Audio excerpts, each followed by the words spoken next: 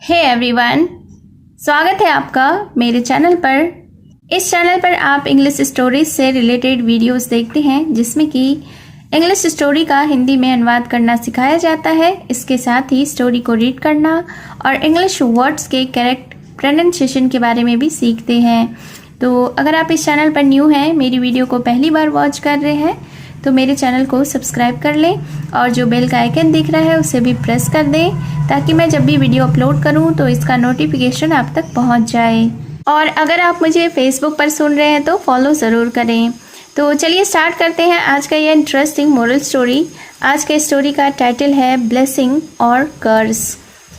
Blessing का अर्थ होता है आशीर्वाद, कर्स का अर्थ होता है अभिशाप या श्राप, और का अर्थ होता है या।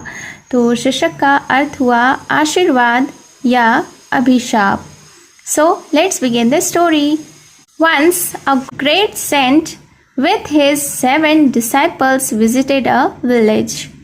Once का अर्थ होता है एक बार, a great यानी एक महान, saint यानी कि संत, with यानी साथ, his यानी कि उनके, 7 यानी 7, disciples का अर्थ होता है चेला या शिष्य, visited यानी कि सैर किया या देखने गए, विलेज यानी कि गांव। तो इस सेंटेंस का अर्थ हुआ कि वंस यानी एक बार, a great saint with his 7 disciples, एक महान संत अपने 7 चेलों के साथ या अपने 7 शिष्यों के साथ विजिटेड अ विलेज, एक गांव की यात्रा करने गए या एक गांव की सैर करने गए। The denizens of that village gave a warm welcome with profound respect and the villagers took great care of them. Denizens का अर्थ होता है निवासी, gave यानी कि दिया, welcome का अर्थ होता है स्वागत, warm welcome यानी गर्म जोशी की स्वागत यानी कि बहुत ही जोर शोर से स्वागत, profound respect यानी कि गहन सम्मान यानी बहुत ज़्यादा सम्मान, विलेजर्स यानी गांव वाले, ग्रेट केयर यानी बहुत ज़्यादा देखभाल। तो इस सेंटेंस को देखते हैं। The denizens of that village यानी कि उस गांव के निवासियों ने गहन सम्मान के साथ गर्मजोशी से स्वागत किया। And the villagers took great care of them, और गांव वालों ने उनका बहुत ख्याल रखा। After a few days, when the saint was departing, he said, I wish your village would destroy soon and the villagers would be separated. After का अर्थ होता है बाद, few days यानी कुछ दिनों, after a few days यानी कि कुछ दिनों के बाद। Departing, depart का अर्थ होता है प्रस्थान करना या विदा करना, said यानी कि कहा। Destroy का अर्थ होता है बर्बाद, soon यानी कि जल्द, सेपरेटेड, सेपरेट का अर्थ होता है अलग अलग। तो इस सेंटेंस को देखते हैं। आफ्टर अ फ्यू डेज यानी कुछ दिनों के बाद, when the saint was departing he said, जब संत जा रहे थे, विदा हो रहे थे, तो उसने कहा, I wish your village would destroy soon. तो संत ने कहा कि मैं कामना करता हूँ कि आपका जो गांव है वह जल्द ही बर्बाद हो जाए। And all villagers would be separated, और सभी गांव वाले या गांव के निवासी अलग अलग हो जाएं। This statement made all the disciples astonished. Statement का अर्थ होता है कथन, मेड यानी कि बनाया, एस्टोनिश्ड का अर्थ होता है आश्चर्यचकित होना। तो this statement made all the disciples astonished यानी कि इस कथन से सभी शिष्य आश्चर्यचकित हो गए। Again the saint arrived at the other village where they had been disgustingly behaved by the villagers. Again यानी कि दोबारा या फिर से, अराइव्ड यानी कि पहुँचे, अदर विलेज यानी दूसरे गांव या अन्य गांव। डिस्गस्टिंग का अर्थ होता है बहुत ही घिनौना या बहुत बुरा। बिहेव्ड, बिहेव का अर्थ होता है व्यवहार करना। डिस्गस्टिंगली बिहेव्ड यानी घिनौना या बहुत बुरा व्यवहार किया गया। तो फिर क्या हुआ? Again the saint arrived at the other village.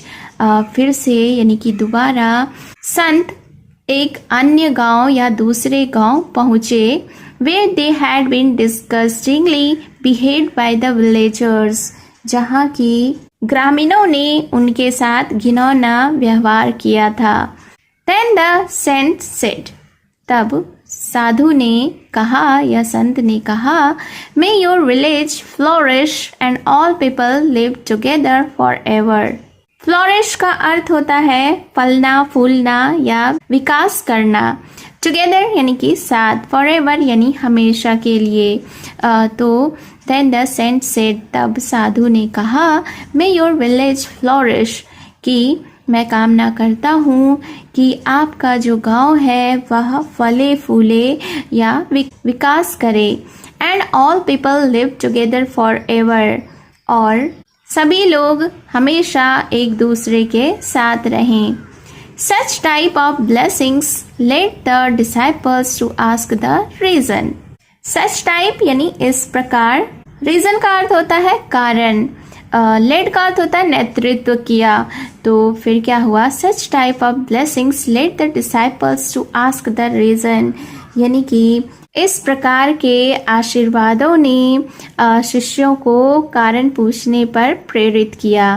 Then the Saint replied, तब संत ने जवाब दिया यानी उत्तर दिया, If the people of good humanity scatter, they will spread morality and peace, but evil people should not be scattered in all over the world, otherwise they will spread only evil.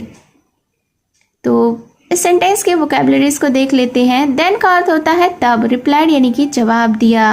If का अर्थ होता है अगर, humanity good humanity यानी कि अच्छी मानवता, scatter यानी अलग अलग होना, स्प्रेड यानी कि फैलना, मॉरलिटी यानी नैतिकता, पीस का अर्थ होता है शांति, अदरवाइज का अर्थ होता है अन्यथा, एविल यानी कि बुराई।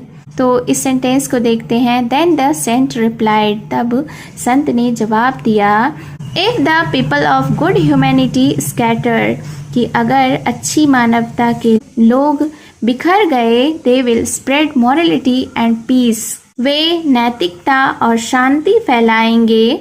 But evil people should not be scattered in all over the world, लेकिन बुरे लोगों को पूरी दुनिया में नहीं बिखरना चाहिए, otherwise they will spread only evil, अन्यथा वे केवल बुराई फैलाएंगे।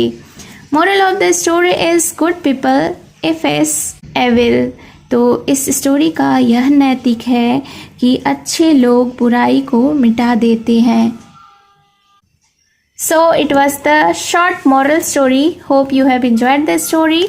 और अगर आपको यह स्टोरी पसंद आई तो comment, like, share and subscribe ज़रूर करें। और अगर आप मुझे फेसबुक पर सुन रहे हैं तो फॉलो कर लें। तो मिलती हूँ मैं फिर से एक न्यू इंटरेस्टिंग मॉरल स्टोरी के साथ। Thank you for watching.